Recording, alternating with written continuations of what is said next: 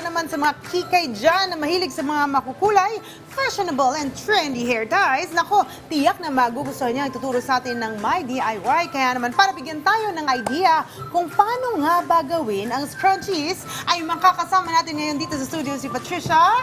Pweto. Good morning and welcome sa Rise and Shine Pilipinas! Hi, Patricia! Paano ba nagsimula ang iyong interest sa paggawa nitong hair scrunchies? Yan. Actually po, nung nag-start pa lang po kami ng business, yung una po talaga namin binibenta is yung handmade resin jewelry namin. Okay. And then, of course, patagal ng patagal, kailangan namin magdagdag ng new products. Kaya nag-research kami and then nakita namin itong mga scrunchie, which is patok na patok ngayon sa mga kabataan, hanggang sa teenager, pati na rin sa mga nakakatanda. Okay, para sa aso to? Yes po. Ang galing, Polar para po. sa aso. Mark Delphin, no? Ano ba yung mga pangunahing Para sa materials, Patricia, polar. sa paggawa natin? Okay, sa paggawa po ng scrunchie, ang kailangan po natin is yung fabric, and then yung scissors, ruler, and then sewing machine. Pero kung wala naman kayo nito, pwedeng-pwede naman siya i-hand stitch. Ayun. Alright. Sige, huwag na natin patagalin pa, Audrey.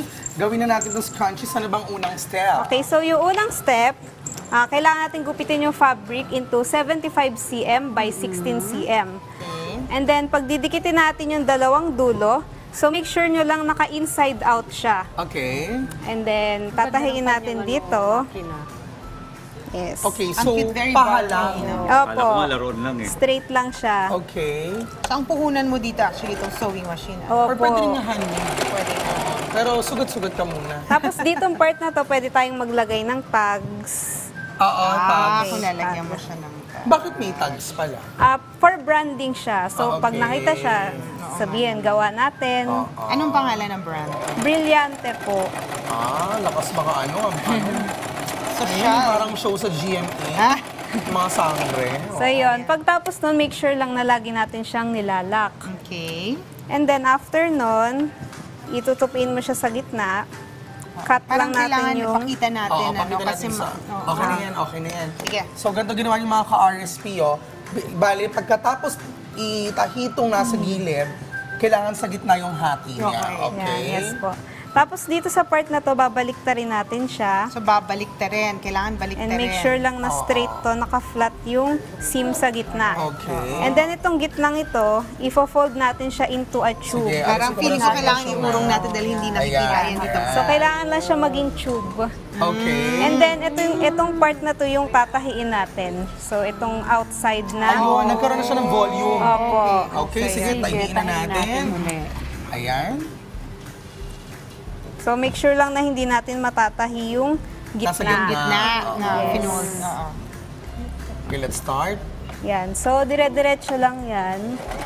Yung garter na lagyan na natin siya. Hindi pa po. Mamaya pa po yun. Kasi yan parang dire- hindi Ganito ang masisiguro na mangyayari matibay. ba? Tama, Patricia? Opo, Yan ang ganyan kanya. po. Ayan. Okay. Tatahin mo na siya, Okay, ganito ang given na itsura. nagawa na natin Opo. siya. Anong sunod? Bali, pag ganito na yung nagawa nyo, susuksukan na natin siya ng garter. Paano make sure na matibay? Ano po, kailangan lang po laging nilalak. Yung first and yung start First and and last, finish, oo. kailangan Okay, may lock Sige, siya. pakita natin ito. Lagyan na paano natin yung ginagawa. garter. Sa paglagay ng garter, kailangan babalik rin nyo po muna ito. Okay.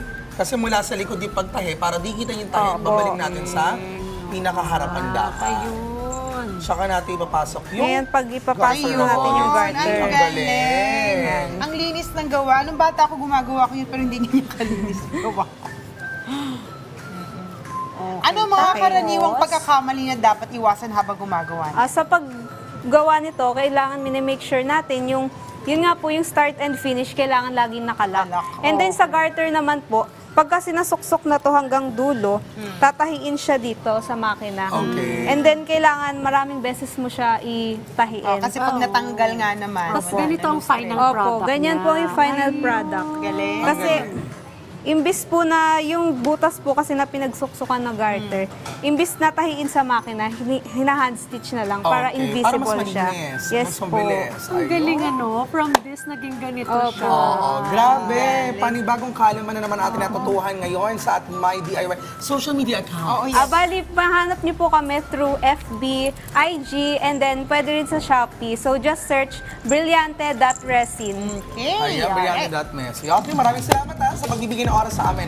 At pagtuturo kung paano gawin itong ating Scrunchie. Patricia Creta. Thanks, Patricia. Thank you.